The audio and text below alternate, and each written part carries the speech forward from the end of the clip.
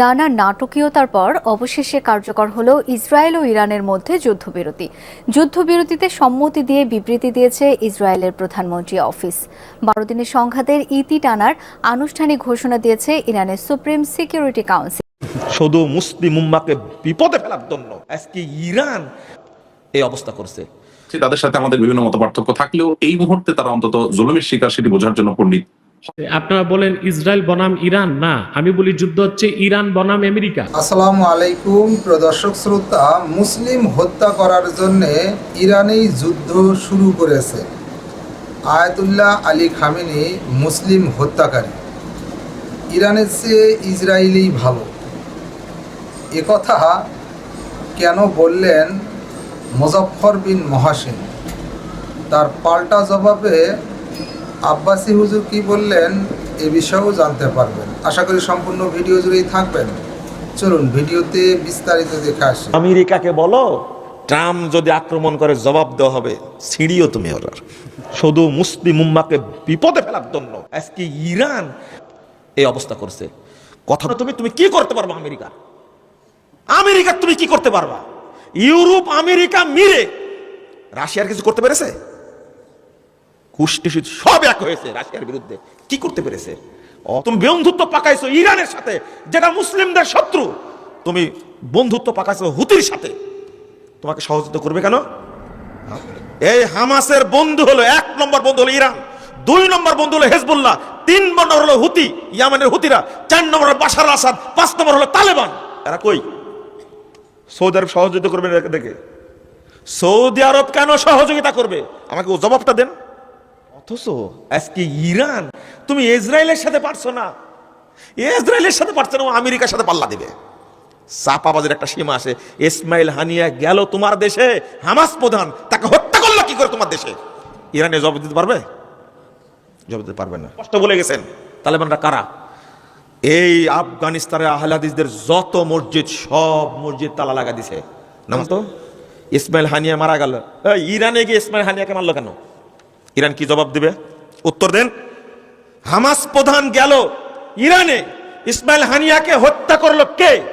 তুমি কেমনে নিরাপত্তা দিলে? আমেরিকাকে বলো ট্রাম্প যদি আক্রমণ করে জবাব দেওয়া হবে, ছিঁড়িও তুমি ওরার।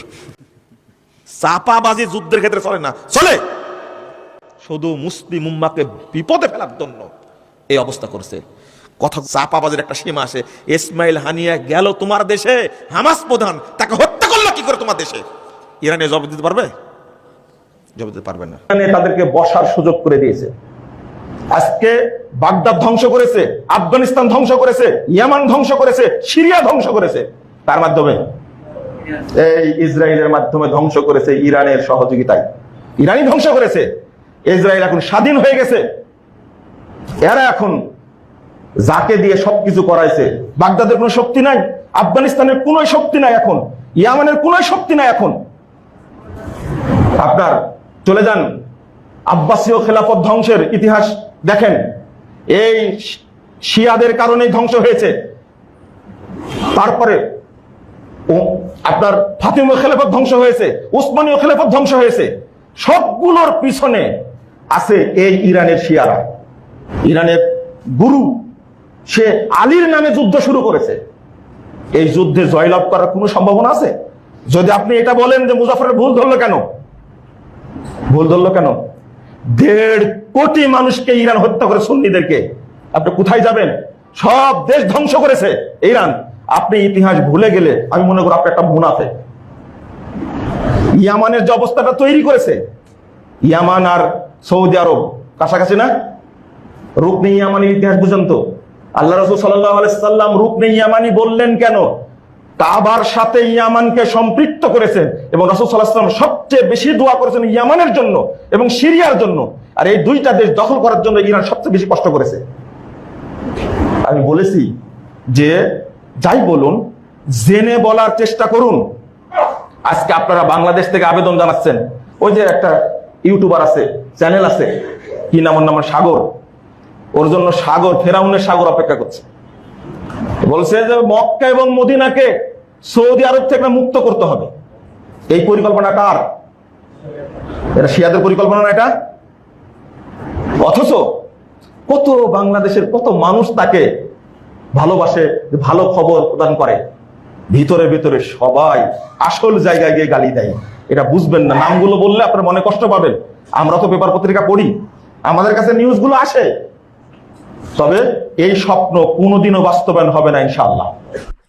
এদের মধ্যে দেখুন, যারা শিরিক করছে, যারা মুশরিক, সোজা কথা, শিয়া হোক, খারেজি হোক, মাজার পূজারি হোক, মুতাজিলা হোক, এই জাতীয় যত রাফেজি হোক, যত রকমের এই জাতীয় ফেরকাগুলো আছে, এদের মধ্যে যারা শিরক রয়েছে এরা চিরস্থায়ী জাহান্নামী, এরা চিরস্থায়ী জাহান্নামী। আর যাদের শিরক নাই এরা চিরস্থায়ী জাহান্নামী হবে না। তারা অনেক বছর জ্বলার পরে আল্লাহর রহমতে যদি বের হয়ে যায়, সেটা আল্লাহ তাআলা তার একান্ত রহমতে সেটা করবেন।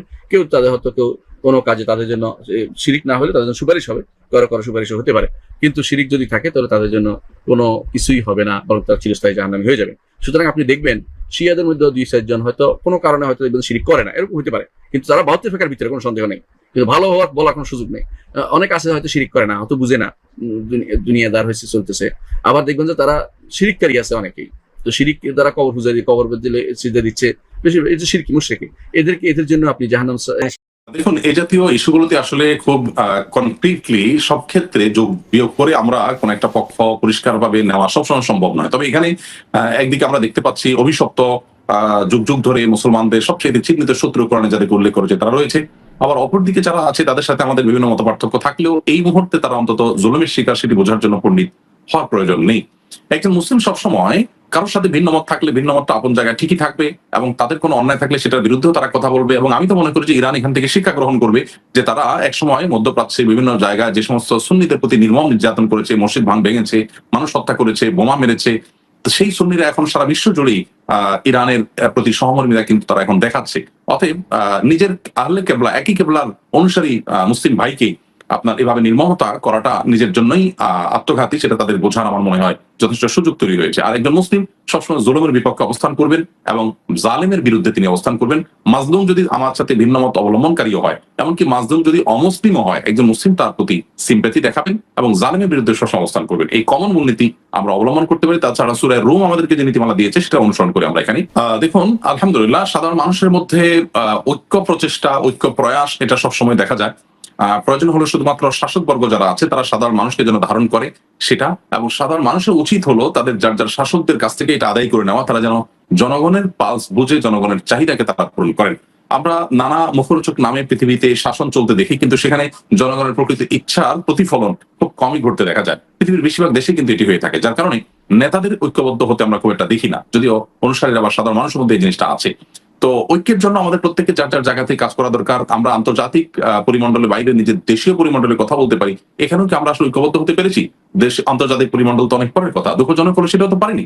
আমাদের ভিন্ন ভিন্ন মত থাকা সত্ত্বেও আমরা একে অন্যকে ধারণ করা, শ্রদ্ধা করা এবং বৃহত্তর স্বার্থে কাঁধে কাঁধ মিলিয়ে আমরা কাজ করার মতো নজির আমাদের দেশে রাজনৈতিক কালচার, ধর্মীয় কালচার কোনো ক্ষেত্রেই খুব একটা নেই। অতএব এই জিনিসটাকে যদি আমরা ডেভেলপ করতে পারি, সেটা ইনশাআল্লাহ আন্তর্জাতিক পরিমণ্ডলও এক সময় হবে বলে আমি বিশ্বাস করি ইনশাআল্লাহ। প্রস্তুতি গ্রহণ করা, অতএব আত্মরক্ষা করাটা জরুরি বিষয়। কোনো কোনো ক্ষেত্রে এটি ফরজে আইনের পর্যায়ে চলে যায়। অতএব আত্মরক্ষা ইসলাম আমাদেরকে করতে বলে, প্রতিহত করা, আক্রমণ প্রতিহত করা, নিজেকে রক্ষা করার জন্য চেষ্টা করা, এটা শরিয়া নির্দেশনার মধ্যেই পড়ে। বিশেষ করে বর্তমান বিশ্ব বাস্তবতায় আমাদের দেশে সরকারি উদ্যোগে জনগণকে সামরিক প্রশিক্ষণের আওতায় নিয়ে আসা, এটা আমার মনে হয় সময়ের সবচেয়ে প্রয়োজনীয় কাজগুলো। আপনারা বলেন ইসরায়েল বনাম ইরান, না, আমি বলি যুদ্ধ হচ্ছে ইরান বনাম আমেরিকা। এই যুদ্ধে যদি ইসরায়েলের পরাজয় হয়, সেই পরাজয় হবে আমেরিকা। ইসরায়েলের অবস্থা কি দেখছে দেখো, ইরানের একের পর এক আঘাতে নাস্তানাবুদ হয়ে গেছে। আমরা ইরান এবং ইসরায়েল যুদ্ধে ইসরায়েলের ধ্বংস চাই, তার মানে ইরানকে সমর্থন দিচ্ছি না। ইরান এবং ইসরায়েলের যুদ্ধে ইসরায়েলের ধ্বংস চাই। বিশ্ব মানচিত্র থেকে ইসরায়েল মুছে যাক, হোক সেটা ইরানের মাধ্যমে। অনেক বুদ্ধিজীবীরা নসিহত খারাপ করে, মুসলমানরা এক হলেই সব সমাধান। মুসলমানরা এক হবে কোন সূত্রের ভিত্তিতে?